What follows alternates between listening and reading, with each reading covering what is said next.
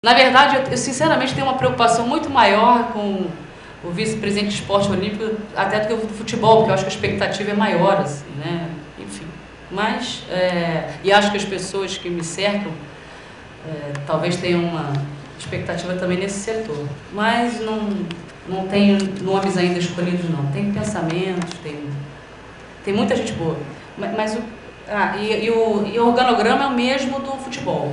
Profissionais, os esportes, as modalidades têm que buscar a sua sustentabilidade.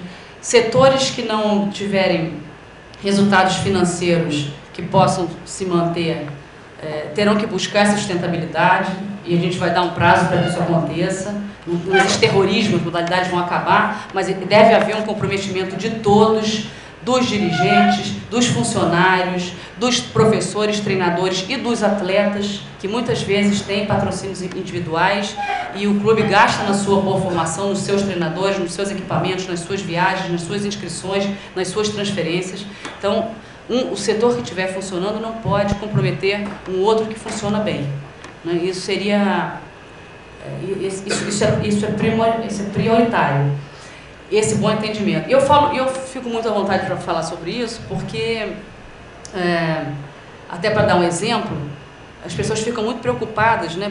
O esporte olímpico às vezes tem muitos funcionários, ou enfim, gera algum tipo de déficit ao clube. Bom, hoje, ele, junto com o Remo, não custam 5% do orçamento do clube. Então, não é isso que quebra o Flamengo, mas, logicamente, com uma má gestão, os pequenos problemas viram problemas muito grandes.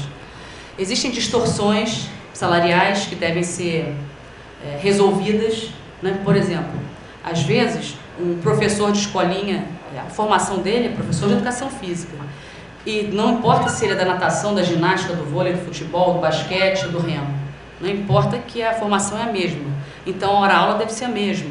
A gente deve buscar equacionar esse problema, porque isso vai nos render uma equiparação salarial, como sempre acontece, mais à frente. Da mesma forma, um roupeiro, ainda que ele seja, por exemplo, no futebol, ele não precisa de uma notória especialização, ele é um roupeiro. E aí o que acontece com o roupeiro do voleibol ou do basquete quando sai? Eles pedem equiparação ao roupeiro porque não tem uma, ainda que seja do futebol, não tem uma especialização, alguma coisa que possa impedir essa equiparação salarial. Então, existem essas distorções.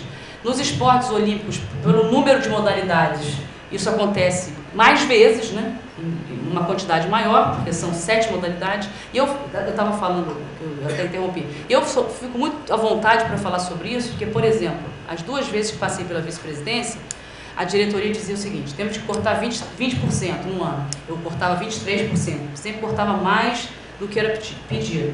No ano seguinte, isso 2007, 2008, mais 20%, nós cortamos mais 24%. E não comprometeu a qualidade das modalidades. E mais do que isso, quando fui vice-presidente em 2002, percebi que precisava terminar com o basquete feminino, por várias razões. Primeiro, porque não tem espaço físico para termos vôlei, basquete e futsal, não cabe no clube, a gente não tem quadro suficiente para isso. Nem por isso virou um trauma.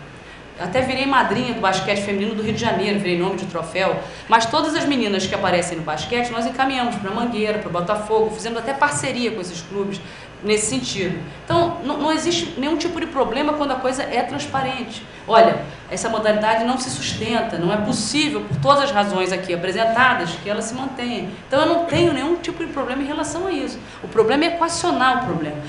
Não dá para o presidente dizer assim: olha, o clube faliu, o clube quebrou, não tem dinheiro, ponto final. Não é ponto, é vírgula. E aí, o que vamos fazer? Qual é a solução? Vamos buscar onde? Esse é o diferencial. E a gente vai buscar.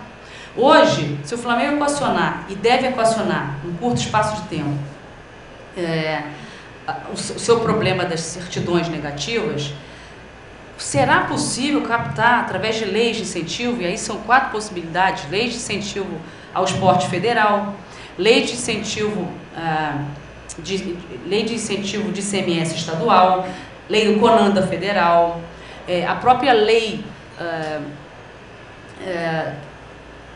que repassa 2% da loteria ao Comitê Olímpico, que o Conselho dos Clubes vem brigando para receber mais meio ou 1% para dividir entre os clubes formadores também deve acontecer, o Flamengo também vai receber uma parte desse recurso. Então, existem essas formas públicas. E a forma privada, que é o Flamengo oferecer os seus espaços, ter um trabalho de marketing prospectivo, né, de forma que as modalidades possam oferecer seus espaços, os seus produtos, né? Então, por exemplo, no judô você tem um dojo, tem um kimono, no remo você tem um barco, bem ou mal você tem uma possibilidade de dar uma visibilidade na lagoa, a própria natação tem um parque aquático enorme, a gente pode fazer uma exposição de marca, o próprio basquete não só tem camisa, como tem também o próprio ginásio, enfim, são situações em que o Flamengo precisa buscar as suas alternativas. E não fica esperando com que as coisas caiam do céu, isso não vai acontecer. Não existe mais um patrocínio único, então isso é possível fazer. E o Flamengo tem que fazer, senão não vai conseguir se sustentar, vai ficar muito difícil.